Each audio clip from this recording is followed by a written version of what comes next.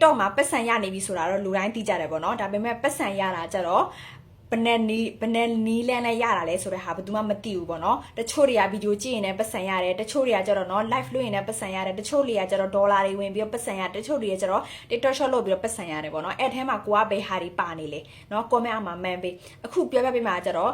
TikTok မှာလူတော်တော်များများလူတွေကပတ်စံရှာနေတဲ့လူတွေဆိုလို့ရှိရင်ဒီလေးနီးနဲ့လို့ရှာကြတယ်ပေါ့နော်ဆယ်လီတွေဆိုလို့ရှိရင်အကုန်လုံးရှာတယ်ပေါ့နော်ဒါပေမဲ့ရှင်တို့တွေကိုလိုလူဆိုလို့ရှိရင်တော့တခြားနေလဲလဲရှာနေကြတာပေါ့နော်ပထမအချက်ကကြတော့ကိုက TikTok ကြည့်ရင်လည်းပတ်စံရတာပါเนาะ TikTok ကြည့်ရင်လည်းပတ်စံရတာဘယ်လိုရတာလဲဆိုလို့ရှိရင် P ဆိုတဲ့ဟာပေါ်နေရမှာပေါ့เนาะ P ဆိုတဲ့ဟာပေါ်ပြီဆိုလို့ရှိရင်ကိုက TikTok ကြည့်ရင်လည်းပတ်စံဝင်ပြီပေါ့เนาะဒေါ်လာတွေရပြီ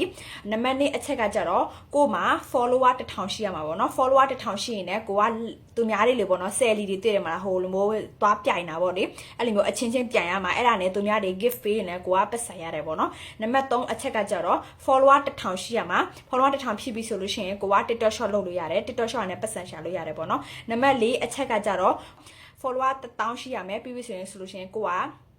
တလအတွင်းမှာ view 3,000ရှိရမယ်ပေါ့နော်အဲ့ဒါနဲ့လည်းကိုက Japan region အကောက်ဖောက်ပြီးတော့ပတ်စံရှာလို့ရပါတယ်ရှင်ဒီထဲမှာကိုကဘာလုပ်နေကြလဲနော်ဘယ်အချက်တွေလုပ်နေကြလဲဆိုပြီးတော့ comment မှာမှန်းပြီးပေါ့နော်ကိုကလုံနိုင်ရင်အကုန်လုံးလုပ်စေချင်တယ်ပေါ့နော်သိလားအဓိကကိုရဲ့စူးစမ်းမှုပဲပေါ့နော်စူးစမ်းမှုရဲ့နောက်ကမှာအမြဲတမ်းအောင်မြင်မှုရှိတယ်အချိန်ခဏတော့လိုအပ်တယ်ပေါ့နော်အဲကြောင့်မလို့နော်အချက်လေးချက်မှာပေါ့နော်ကိုကဘာလုပ်စေချင်တာလဲဘာဖြစ်စေချင်တာလဲလာပြီးတော့ပြောပြလို့ရပါတယ်ရှင်နော်ယွန်းလေးကအဲ့ဒီလေးချက်မှာတစ်ခုချင်းစီကိုပြန်ပြီးတော့အသေးစိတ်ပြောပြပြန်ဖို့လို့ပေါ့နော်စကားရှင်းနဲ့တောင်းပန်ပါတယ်ရှင်နော်အားလုံးပဲအဆင်ပြေကြပါစေရှင်